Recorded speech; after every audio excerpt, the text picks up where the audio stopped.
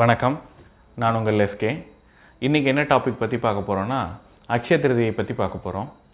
அக்ஷய திருதியைனா என்ன, அன்றைக்கி என்னென்னலாம் பண்ணலாம், அது எதுக்கு சிறந்தது, இதை பற்றி தான் நம்ம இன்றைக்கி பார்க்க போகிறோம். அக்ஷய திருதியை அன்றைக்கி எந்த ஒரு தொழில் புதுசாக தொடங்கிறது, அப்புறம் தங்கம் வாங்கிறது, சொத்து வாங்கிறது, ப்ளஸ் கல்யாணம் பண்ணுறது, என்ன ஒரு சுபகாரியம்னாலும் நீங்கள் தாராளமாக அக்ஷய திருதியை அன்றைக்கி பண்ணலாம். அது மட்டும் இல்லை, தான தர்மம் பண்ணுறதுக்கு மிகச்சிறந்த நாள். அக்ஷய அப்படின்னா என்ன? ஃபஸ்ட்டு அக்ஷய அப்படிங்கிற வார்த்தைக்கு அர்த்தம் அழியாதது அப்படின்னு அர்த்தம். திருதியை அப்படின்னா என்னென்னா, அமாவாசை முடிஞ்சு வர்ற 3வது நாள், வளர்பிறை திருதியை. அதுதான் திருதியை. இப்போ அக்ஷய திருதியை எப்படி வந்ததுன்னு சொல்கிறேன். மகாபாரத காலத்தில் பஞ்ச பாண்டவர்கள் இருந்தாங்க. அவங்க மனைவி திரௌபதி இருந்தாங்க. அவங்க அக்ஷய பாத்திரம் வச்சுருந்தாங்க. அக்ஷய பாத்திரம் சூரிய பகவானால் அவங்களுக்கு கொடுக்கப்பட்டது தான் அக்ஷய பாத்திரம்.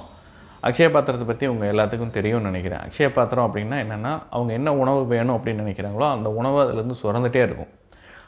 அவங்க திரௌபதி எப்போ கடைசியாக சாப்பிட்டு முடிக்கிறாங்களோ அதுக்கப்புறம் அவங்க தான் கடைசியாக சாப்பிட்றவங்க. அவங்க சாப்பிட்டு முடித்ததுக்கப்புறம் அதிலிருந்து எதுவும் சுரக்காது. அதுக்கப்புறம் அதுக்கு அடுத்த நாளைக்கு தான் சுரக்கும். ஒரு நாள் துர்வாசர், மாமுனிவர் துர்வாசர் அவங்களுக்கு அவங்க இதுக்கு விருந்தினராக வராரு.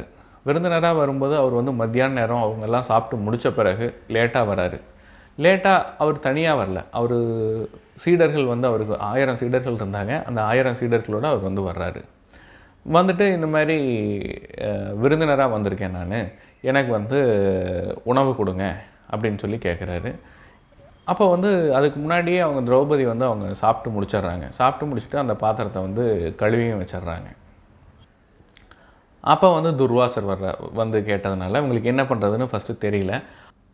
அப்போ துர்வாசரும் சீடர்களும் நாங்கள் போய் குளிச்சுட்டு வந்துடுறோம், குளிச்சுட்டு சாப்பிட்டுக்கிறோம் அப்படின்னு சொல்லிவிட்டு அவங்கெல்லாம் குளிக்கிறதுக்காக போகிறாங்க.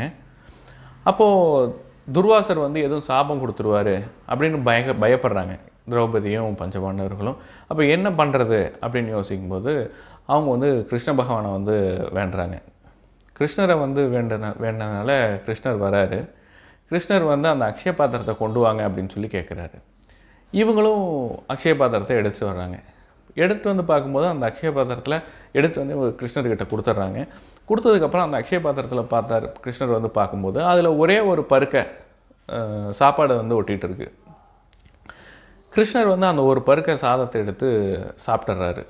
சாப்பிட்டு முடித்த உடனே இவங்க சீடர்களும் நம்ம துர்வாச முனிவரும் குளிக்க போனாங்க இல்லையா, அவங்க எல்லாத்துக்குமே கிருஷ்ணர் அந்த ஒரு பருக்கை சாப்பாடு சாப்பிட்ட உடனேயும் வயிறு ரொம்ப ஃபுல்லாகிடுது. இதுக்கு மேலே சாப்பிட முடியாது அப்படிங்கிற ஒரு சூழ்நிலைக்கு அவங்க வந்துடுறாங்க.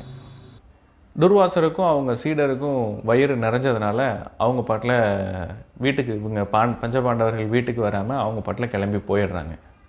ஸோ கிருஷ்ணர் ஒரு பருக்க சாப்பாடு சாப்பிட்டதுனால சாபத்திலிருந்து அவங்கள காப்பாற்றுறது மட்டும் இல்லாமல் எல்லாத்தோட வயிறும் நிறைஞ்சிருது. இப்போ கடவுளுக்கு படைக்கிறாங்க இல்லையா, அதுக்குண்டான காரணமும் அதுதான்.